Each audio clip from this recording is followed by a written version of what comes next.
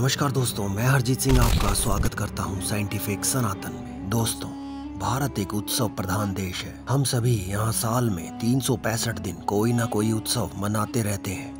इन उत्सवों के मूल में वह भारतीय दर्शन है जो जीवन की हर परिस्थिति में आपको सकारात्मक ऊर्जा से परिपूर्ण एवं खुश रहने की लगातार प्रेरणा देता है। कुछ उत्सव सामाजिक स्तर पर मनाए जाते हैं, वहीं कुछ उत्सव परिवार जन तक ही सीमित होते हैं, परंतु वे त्योहार भी समाज के प्रत्येक स्तर पर मनाए जाते हैं। उन्हीं में से एक प्रमुख सामाजिक उत्सव है गणेश उत्सव। यूं तो गणेश उत्सव भारत भर में मनाया जाता है, मगर देश के पश्चिमी भागों में इसे अधिक उत्साह से मनाया जाता है, जिसमें कि महाराष्ट्र, गोवा और कर्नाटका में यह अत्यधिक बड़े पैमाने पर मनाया जाता है। जिस तरह से कोई भी त्योहार, कोई भी पूजा गणेश जी के बिना पूरी नहीं होती, ठीक उसी तरह से मुंबई का गणेश उत्सव बिना लाल बाग चा राजा के पूरी हो ही नहीं सकती। लाल बाग चा राजा मुंबई के सबसे चर्चित गणेश उत्सव पंडालों में से एक है, जिनके दरबार में आम से लेकर खास तक हर कोई हाजिरी जरूर लगाता है। तो दोस्तों, लाल बाग के बारे में आप जानकर हैरान हो जाएंगे। यह कोई 2-4 सालों से लगता नहीं आ रहा है, बल्कि यह दशकों से लग रहा है। तो दोस्तों, आज की इस वीडियो में हम इसी बात पर चर्चा करेंगे कि आखिर लाल बाग चा राजा है क्या,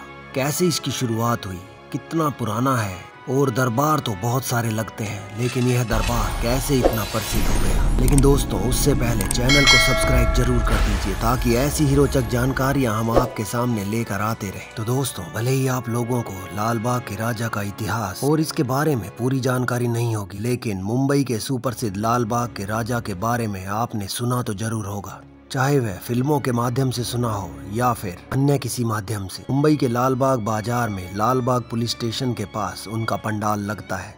हर साल पंडाल में दर्शन के लिए 5 किलोमीटर तक लंबी कतारें लग जाती हैं। देश ही नहीं बल्कि विदेश से भी लोग उनके दर्शनों को आते हैं। 10 दिनों तक यह उत्सव चलता है और समापन के दौरान गिरगांव चौपाटी में मूर्ति का विसर्जन किया जाता है। लाल बाग के राजा को नवसाचा गणपति के नाम से भी जाना जाता है, जिनका अर्थ है मन्नत पूरी करने वाले गणपति। इस नाम की कहानी के साथ ही इनकी स्थापना की कहानी भी जुड़ी हुई है। इस परंपरा की शुरुआत महाराष्ट्र में गणेश उत्सव के बाद हुई। लोकमान्य तिलक ने ब्रिटिश सरकार से बचकर स्वतंत्रता संग्राम के प्रति लोगों को जागरूक करने के लिए सार्वजनिक गणेश उत्सव की शुरुआत 1893 में पुणे में की थी। लाल बाग चा राजा की पूजा 1932 के आसपास शुरू हुई। यह वह दौर था जब भारत में आजादी की आग धधक रही थी। उस समय इस इलाके को मीलों का गांव कहा जाता था, क्योंकि यहाँ लगभग 130 कपास की मीलें थी। 1932 में किसी कारणवश ये मीलें बंद हो गई, जिससे यहाँ रहने वाले व्यापारी और मछुआरे समुदाय के लोग काफी ज्यादा प्रभावित हुए। कहा जाता है कि मछुआरों ने उस समय गणपति बप्पा से मन्नत मांगी कि अगर उनका रोजगार बचा रहा तो वे गणपति उत्सव मनाएंगे। तंगी व कठिनाइयों से जूझ रहे मछुआरों के मंडल ने अपनी मनोकामना पूर्ति के लिए एक छोटी गणेश की मूर्ति की स्थापना की थी।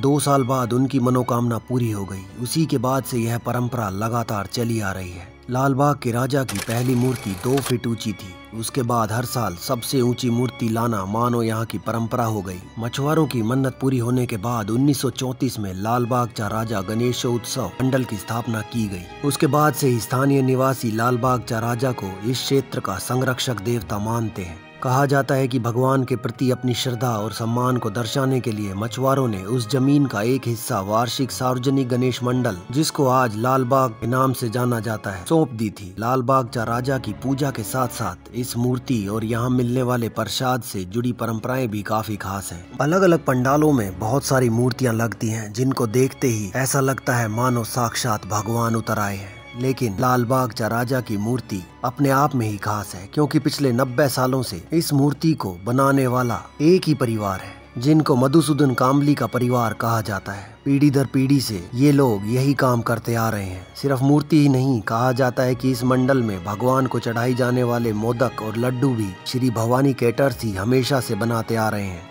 लाल बाग चा राजा के प्रिय बूंदी के लड्डू बनाने का काम यही कैटर्स करते हैं, जिन्हें बप्पा के भक्तों में प्रसाद के तौर पर वितरित किया जाता है। लाल बाग चा राजा की सबसे बड़ी खासियत होती है कि यहाँ भगवान गणपति को एक राजा के तौर पर सिंहासन पर विराजमान रूप में ही दिखाया जाता है। सिर्फ इतना ही नहीं, भगवान की मूर्ति यहाँ कई फीट ऊंची होती है, जो अपने आप में बेहद खास और भव्य होती है। हर साल लाखों की संख्या में श्रद्धालु गणेश उत्सव के 10 दिनों के दौरान इनके दर्शन करने पहुंचते हैं। मुंबई में सबसे ज्यादा लोकप्रिय गणेश पूजा मंडलों में लाल बाग चा राजा का नाम सबसे ऊपर लिया जाता है। दर्शनार्थी यहां पूरी रात लाइन में लगकर भगवान गणपति के दर्शन करते हैं। लालबाग चा राजा के दरबार में हाजिरी लगाने के लिए आम लोगों के अलावा खास लोग भी पहुंचते हैं, जिनमें बड़ी संख्या में फिल्मी सितारे और राजनीति से जुड़ी हस्तियां शामिल होती हैं। इसलिए यह भी कहा जाता है कि आप गणेश चतुर्थी के दौरान फिल्मी सितारों को करीब से देखना चाहते हैं तो लालबाग चा राजा के दरबार में जरूर जाएं। वहां आपको हर दिन कोई न कोई फिल्म स्टार जरूर दिख जाएगा। सिर्फ मुंबई कर ही नहीं बल्कि आसपास के दूसरे शहरों और देश व विदेशों से भी लोग यहाँ पर पहुँचते हैं। कई बार भक्तों की लाइन इतनी लंबी हो जाती है कि उन्हें गणपति बप्पा के दर्शन के लिए 40-40 घंटों तक का समय लग जाता है। लालबाग चा राजा के दरबार तक पहुँचने के लिए मूल रूप से 2 लाइनें होती हैं, जिसमें एक को नवसाची लाइन और दूसरी को मुख दर्शनाची लाइन कहा जाता है। नवसाची लाइन में खड़े होने वाले दर्शनार्थी भगवान के पैरों को छूकर उनका आशीर्वाद ले सकते हैं। वहीं मुख दर्शनाची लाइन में भगत थोड़ी दूरी से भगवान के दर्शन करके आगे बढ़ जाते हैं। आज से 20-25 साल पहले तक देश के अन्य भागों में लालबाग चा राजा के बारे में लोगों को इतना नहीं मालूम था।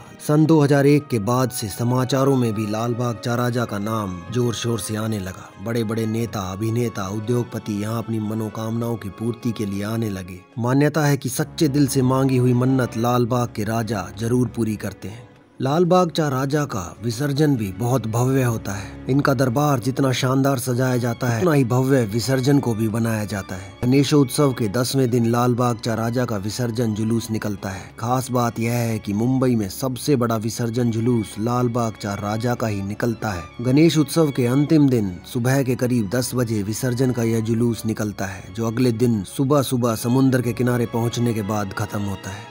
यानी लालबाग चा राजा के विसर्जन में 24 घंटे से भी अधिक समय लग जाता है। इसी बात से आप अंदाजा लगा सकते हैं कि कितनी भीड़, कितने लोग इस विसर्जन के लिए अपने प्रिय भगवान को लेकर जाते हैं। यह नज़ारा भी अपने आप में ही भव्य होता है। तो दोस्तों, आज की वीडियो में बस इतना ही। ऐसी ही रोचक जानकारियों के साथ मिलते हैं आपसे एक नई वीडियो के साथ। लेकिन दोस्तों, तब तक चैनल को सब्सक्राइब जरूर कर दीजिए ताकि ऐसी ही रोचक जानकारियाँ हम आपके सामने लेकर आते रहें। देखते रहिए दोस्तों साइंटिफिक सनातन। धन्यवाद।